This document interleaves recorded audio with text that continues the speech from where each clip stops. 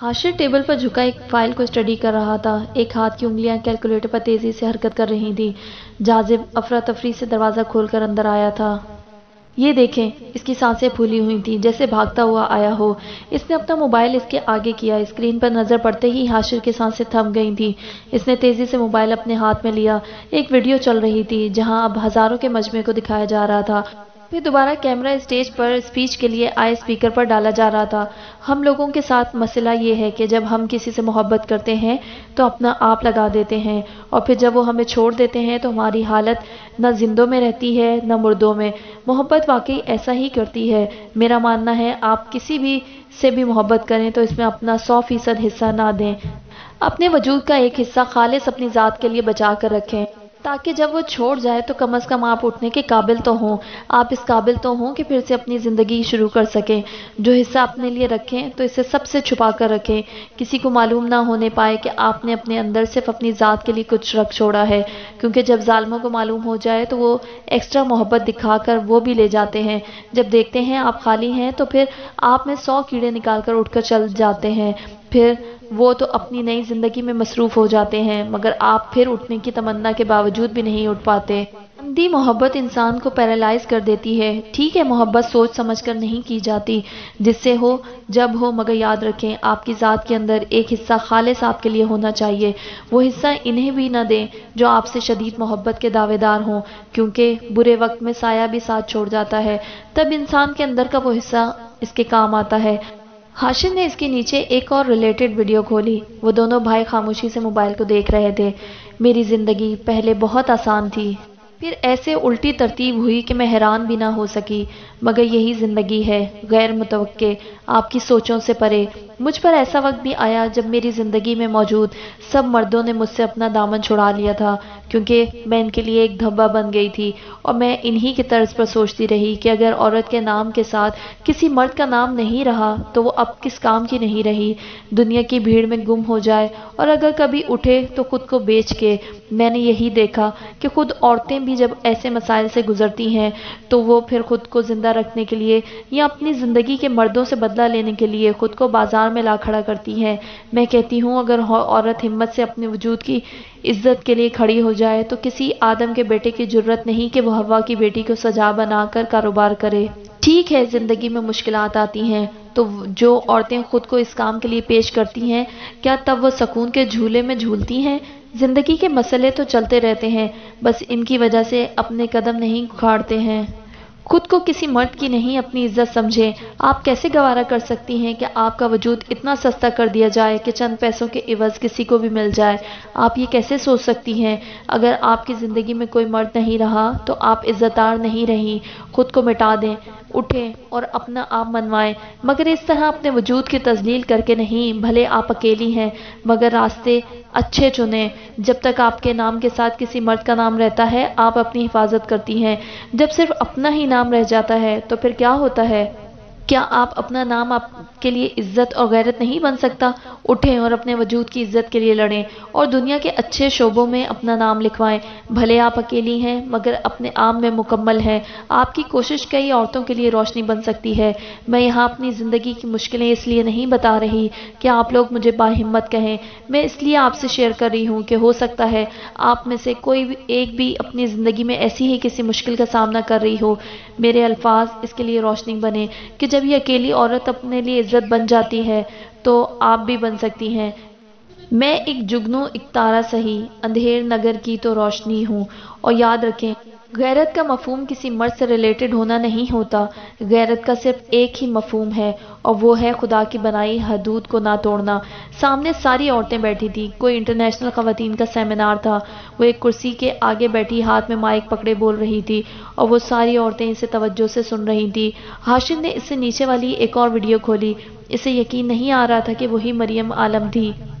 वो बेयकीनी से एक एक करके इसकी वीडियोस देख रहा था। नहीं, वो मरियम आलम नहीं थी, वो तो मरियम मीर थी। मीर पढ़कर इसके दिल के अंदर कुछ हुआ था। इसने एक और वीडियो खोली। इसमें सवाल जवाब सेशन था। किसी यूनिवर्सिटी के स्टूडेंट इससे सवाल जवाब कर रहे थे। एक लड़की آپ خود حجاب کرتی ہیں تو آپ ہمیں حجاب پر بھی لیکچر دے کر بتائیں گی کہ یہ اچھا ہے۔ لڑکی کا لہجہ صاف مذاق اڑاتا ہوا تھا۔ پتہ نہیں کس موضوع پر وہ سب بولنے کے لیے اکٹھے ہوئے تھے۔ یہ چند منٹ کی کلپ تھا۔ اب کیمرہ پھر مریم پر تھا اور پیچھے ایک بینر پر لکھا جرمنی نظر آ رہا تھا۔ آپ مسلم ہیں؟ اس نے الٹا سوال کیا۔ جی، لڑکی نے جواب دیا۔ تبھی آپ کو ٹینشن لگ گئی کہ میں آپ کو حجاب پر لیکچر نہ دے دوں۔ وہ ہنسی، پھر سنجیدہ ہو کر اسے دیکھا۔ آپ مسلم ہیں، آپ کے لیے ایک کتاب اوپر سے بھیجی گئی ہے، یہ حکم اس میں ہے، میں کیوں آپ کو حجاب کرنے کو کہوں گی؟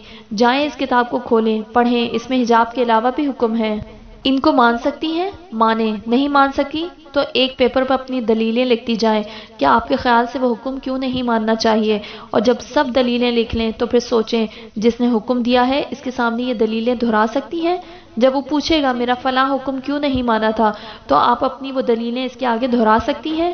اگر واقعی کر سکتی ہیں تو گڈ اینڈ ویل، ورنہ تلاش جاری رکھیں کسی نئی دلیل کے لیے تاکہ جواب دے سکیں۔ باقی میں کوئی مذہبی اسکالر نہیں ہوں، اس لیے مجھے اس کی اہمیت کا صحیح طرح سے معلوم نہیں ہے۔ میں خود اس لیے کرتی ہوں کہ میں ایسے کمفرٹیبل فیل کرتی ہوں۔ وہ باقاعدہ حجاب نہیں کرتی تھی، ایک اسکارف کو اپنے دوپٹے اسٹائل میں لیتی تھی، سر کے بال کبھی کبھار نظر آ جاتے اور نیچے گردن سے ڈھیلا لباس تو ہر ویڈیو میں مغربی تھا مگر اس میں مشرقی ٹچ تھا، یوں کہ اس کا جسم نمایاں نہیں ہو رہا تھا۔ وہ لڑکی بیٹھ گئی تھی، اب کوئی لڑکا کھڑا ہو رہا تھا۔ ہاشم نے موبائل ایک طرف کر دیا، اس کی کیفیت بہت عجیب ہو رہی تھی، شاید یہ بہت زیادہ خوشی تھی جس کا وہ کب سے انتظار کر رہا تھا۔ وہ مل گئی تھی اور اچھے حال میں ملی تھی، اوہ خدا شکر۔ اس کے بعد اس نے اسی سوشل میڈیا کے اکاؤنٹ پر رابطہ کیا تھا، معلوم ہوا وہ مختلف اداروں میں جا کر لیکچرز دیتی ہے۔ اس کی رہائش کہاں ہے نہیں معلوم، وہ ایک سے دوسرے لنک کے پاس جا رہا تھا، لوگ اسے دوسرے کے پاس ریفر کر دیتے، شاید اسے معلوم ہو کہ مریم میر کہاں رہتی ہے۔ یہ کیا ماجرا تھا، کوئی بھی اس کی رہائش کا نہیں جانتا تھا۔ ایک بار پھر سے وہ اپنے عہدے کا استعمال کر رہا تھا، فورن منسٹری سے اس کا ریکارڈ نکلوا رہا تھا، وہ پاکستان سے باہر کب گئی تھی اور پھر وہاں سے کس ملک گئی تھی، موجودہ رہائش کہاں تھی۔ خوش قسمتی سے وہ ایسے ملکوں میں گئی تھی جہاں پاکستانیوں کی کم تعداد ہوتی ہے۔ اس کا ڈیٹا آرام سے مل گیا تھا، سارا ریکارڈ نکلوا کر اس نے اس کے ابو کو اس کے مل جانے کی اطلاع کی تھی۔ سب بہت خوش تھے، وہ مل گئی تھی، رشیا کا ویزا لگوا کر اب وہ رشیا میں تھے۔ حاشر کو ماسکو کی فضائیں اپنی اپنی لگنے لگی تھیں، وہ یہی تھی مگر اس پر بہت غصہ بھی تھا، وہ اس سے ٹھیک ٹھاک جھگڑا کرنے والا تھا اور وہ اس کے پاس کیوں نہیں آئی تھی، کیوں؟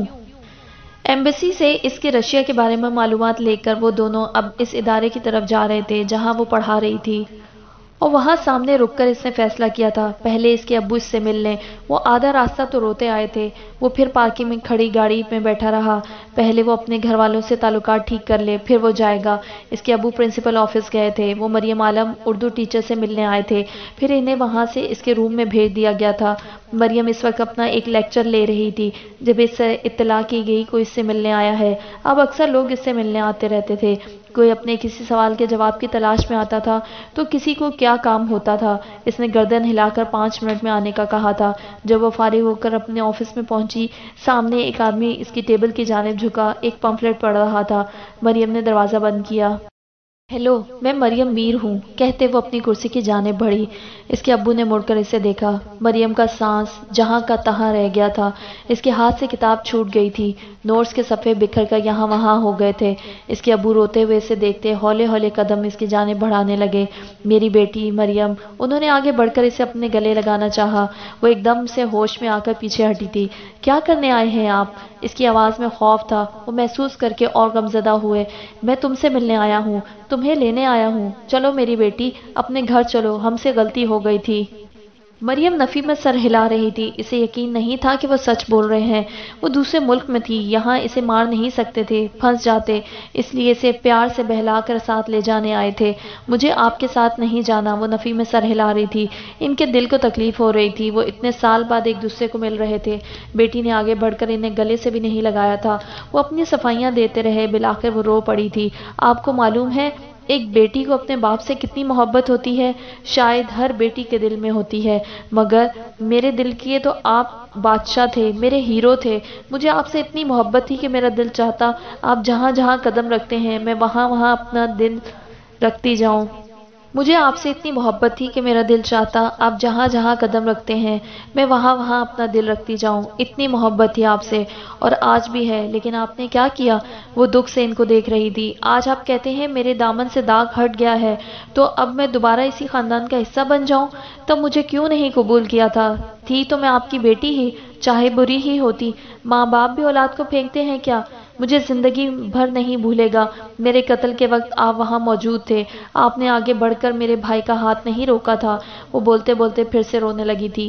میرا بچہ جو گزرا سے بھول جاؤ، ہم شرمندہ ہیں، ماں باپ کو معاف کر دو۔ کبھی کبھار ماں باپ زیادتی کر جاتے ہیں، مگر اولاد سے محبت بھی تو کرتے ہیں، ہمیں تم سے بہت محبت ہے۔ میری سگی بہن، وہ جب آتی تھی تو میرا چہرہ بھی پسند نہیں کرتی تھی، گھر کے بچوں کے لیے میں بری تھی، امی کھانا کم دیتی تھی کہ ایسے مر جائے گی۔ بالآخر بھائی نے قتل کرنے کا سوچ بھی لیا اور عمل بھی کر لیا۔ اب آپ لوگ یہی سوچیں میں اسی رات ہی مر گئی تھی، مرے ہوئے زندہ نہیں ہوتے۔ اس کے ابو اس کے روتے وجود کو تھامنے کے لیے پھر آگے بڑھے۔ وہ سر جھکائے رو رہی تھی، انہوں نے اسے گلے لگا لیا تھا، اس کا ضبط ٹوٹ گیا تھا۔ وہ اونچی آواز سے رونے لگی، کیوں کیا میرے ساتھ ایسا؟ کیوں میں نارمل ہو کر بھی نارمل نہیں رہی؟ کیوں؟ وہ روتے ہوئے اس کے سر کو تھپتھپا رہے تھے، پھر خود کو سنبھال کر وہ پیچھے ہوئی۔ چلے جائیں میری زندگی سے، نہ اب آپ لوگ میرے لیے زندہ ہیں نہ میں آپ لوگوں کے لیے۔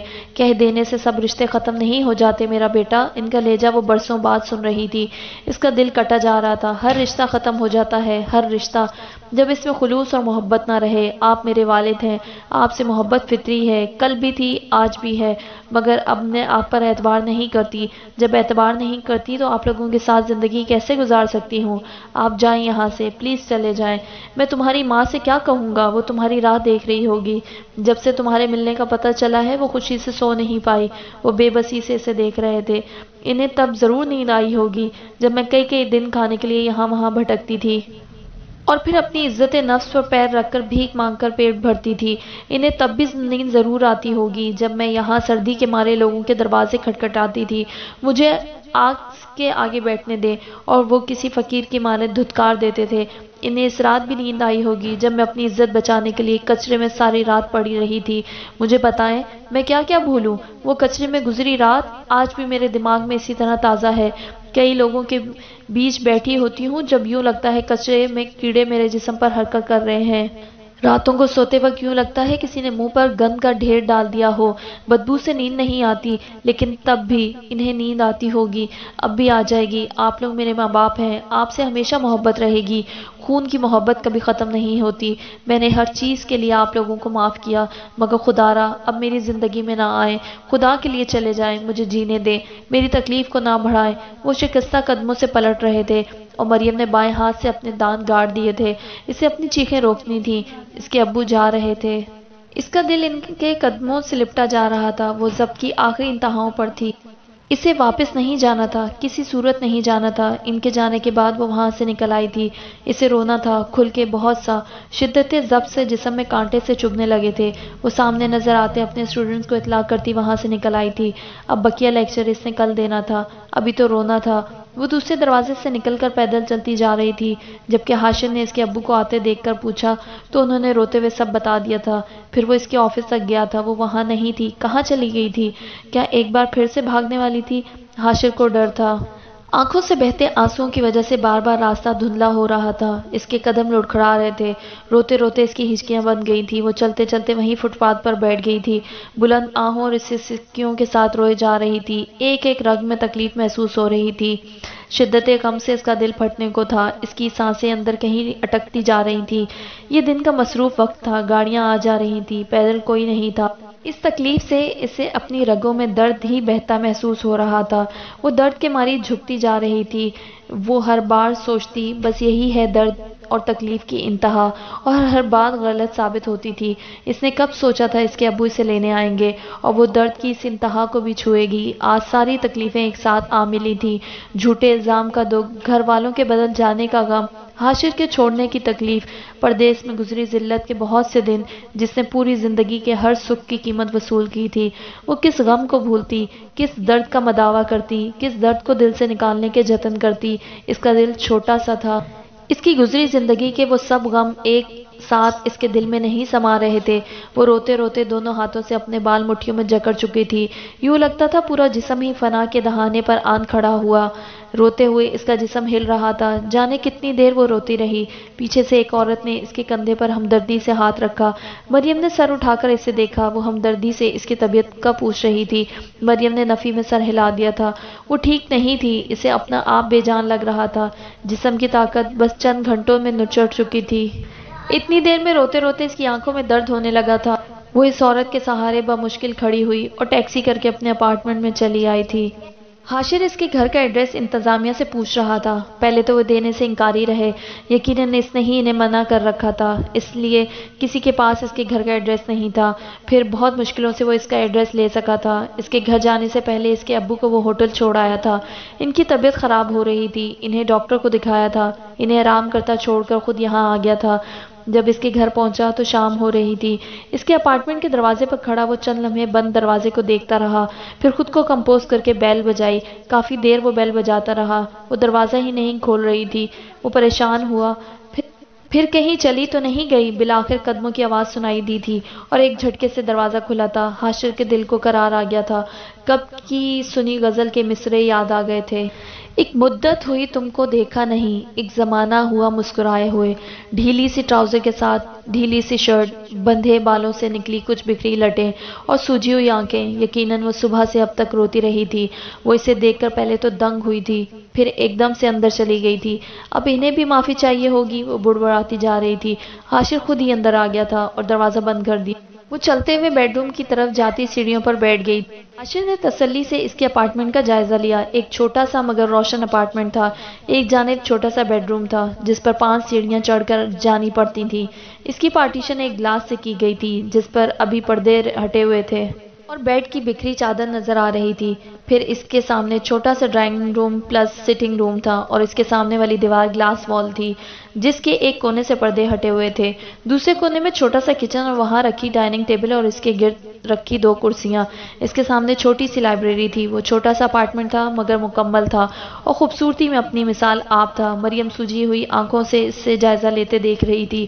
وہ وہی تھا، گاڑی سے ٹیک لگائے کھڑا، اور وہ اس کے سامنے سے گزر گئی تھی۔ بہت خوبصورت اپارٹمنٹ ہے، یہ میرا گھر ہے، وہ جتاتے لہجے میں بولی۔ حاشر اس کی طرف متوجہ ہوا، اس کی سوجی آنکھوں نے توجہ کھینچ لی تھی۔ وہ چلتا ہوا اس کے سامنے جا کھڑا ہوا۔ وہ چوتھی سیڑھی پر بیٹھی آنکھوں میں سختی بھرے سے ہی دیکھ رہی تھی۔ حاشر نے گہری سانس لی۔ کیسی ہو؟ جس کام کے لیے آئے ہو وہ کرے نا، اس نے طنز کیا۔ کس کام کے لیے آیا ہوں؟ وہ اسی طرح سے اسے دیکھے جا رہا تھا۔ آپ کو بھی معافی تلافی چاہیے ہوگی تاکہ سکون سے رہ سکیں، تو شروع کریں اپنا کھیل۔ سوچ لو کہیں ایسا نہ ہو تمہیں ہی معافی مانگنی پڑ جائے۔ وہ ایک ایک لفظ چباتا اس سے 2 قدم نیچے بیٹھ گیا تھا۔ پاؤں زمین پر ہی تھے، رخ موڑ کر سیڑھیوں کی گرل سے ٹیک لگا لی تھی۔ واہ کیا ہی خوش فہمیاں ہے، میں آپ سے معافی مانگوں گی؟ کیوں مانگوں گی میں آپ سے معافی؟ ہاں، بھڑک اٹھی تھی۔ حاشر نے واضح محسوس کیا تھا وہ اس بات سے بے پرواہ تھی کہ وہ اس کے سامنے بیٹھے بغیر دوپٹے کے ہے۔ کچھ تھا اس کے انداز میں، غصہ اور حقارت، ہاں حقارت بھی تھی۔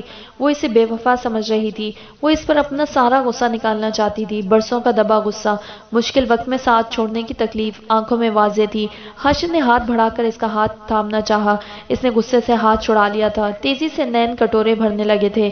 کوئی ضرورت نہیں مجھے ہاتھ لگانے کی، اب روتا دیکھ کر ہمدردی ہو رہی ہے؟ اس وقت کہاں تھے، کیوں چھوڑ دیا تھا؟ وہ رو پڑی تھی، جلتی آنکھوں میں پھر سے پانی آ جانے کی وجہ سے تکلیف بڑھ گئی تھی۔ حاشر اٹھ کر اس کے ساتھ بیٹھ گیا۔ نہیں چھوڑا تھا تمہیں؟ کیسے چھوڑ سکتا تھا؟ مریم نے روتے ہوئے اس کے کندھے پر سر رکھ لیا تھا۔ آج ہی سارے ضبط ختم ہونے تھے، برسوں بعد رونے کے لیے کوئی کندھا دستیاب ہوا تھا۔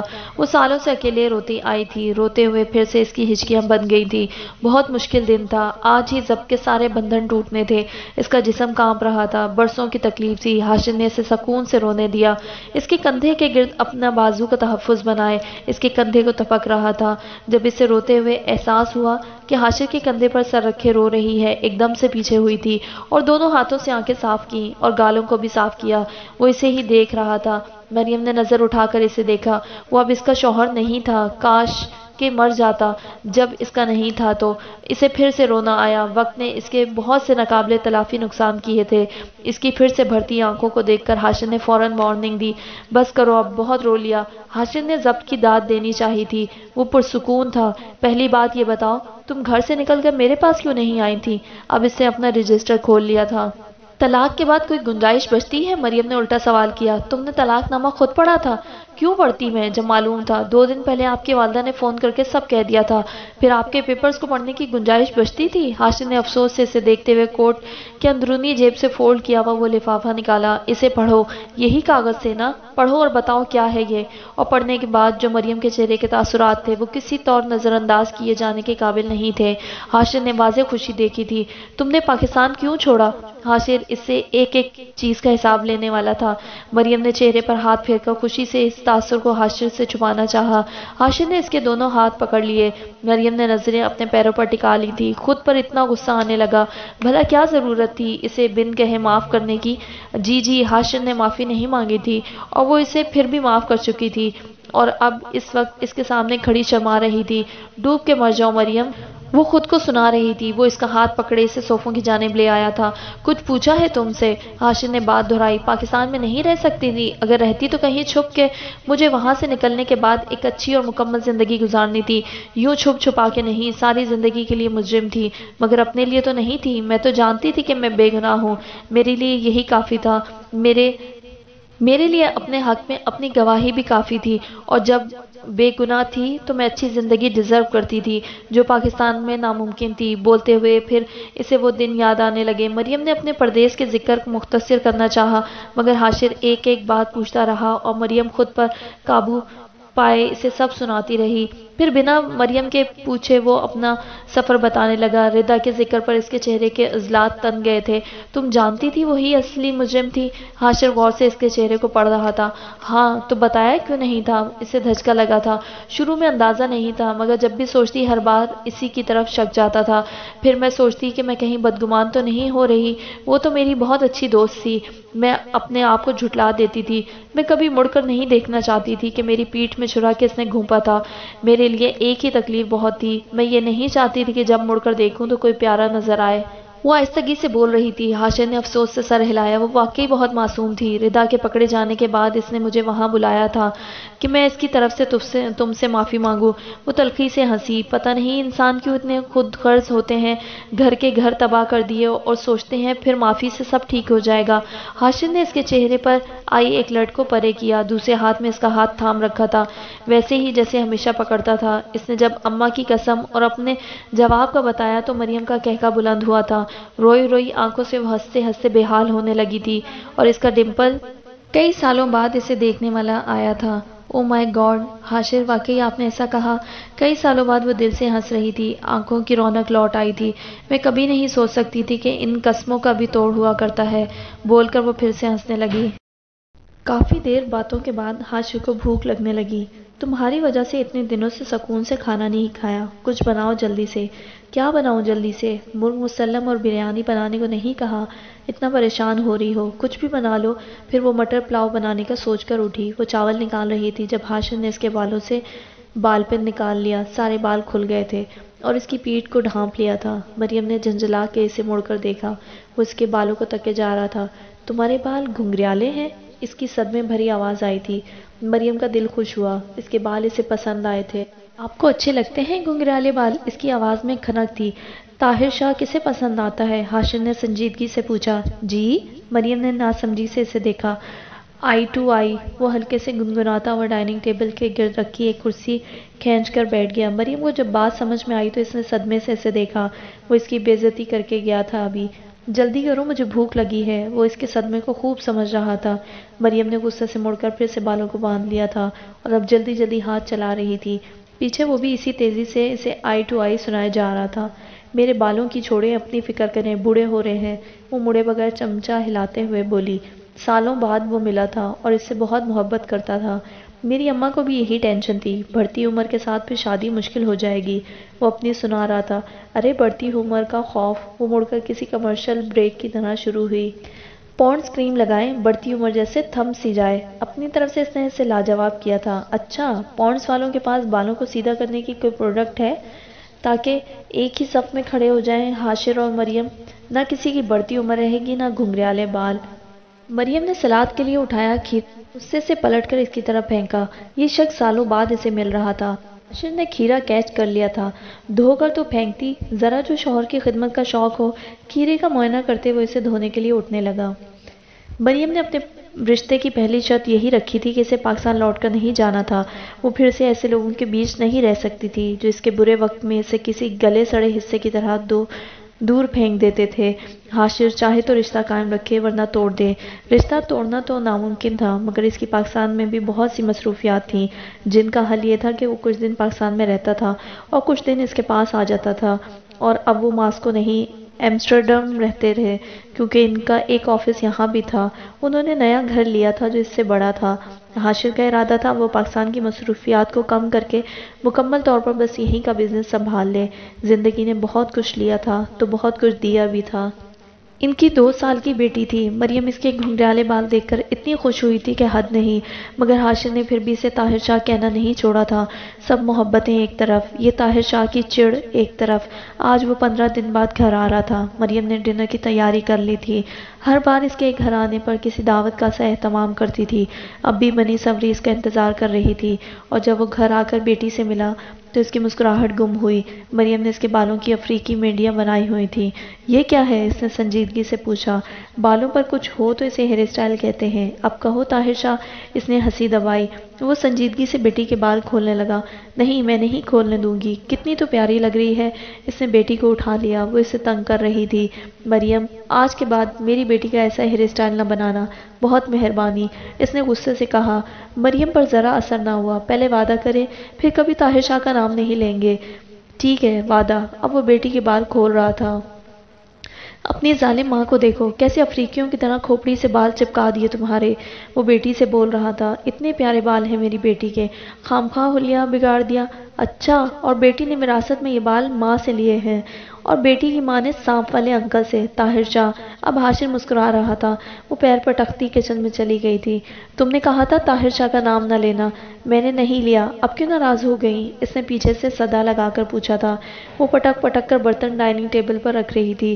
حاشر بیٹی کے سارے بال کھول کر اب ناراض بیوی کو منانے جا رہا تھا۔ ان دونوں نے اپنی زندگی کے بہت مشکل دن دیکھے تھے۔ ایک نے اپنا ایمان جیتا تھا اور دوسرے نے وفا کی نئی مثال قائم کی تھی۔ وہ دونوں ایک دوسرے کے لیے پرفیکٹ میچ تھے، بیسٹ کپل۔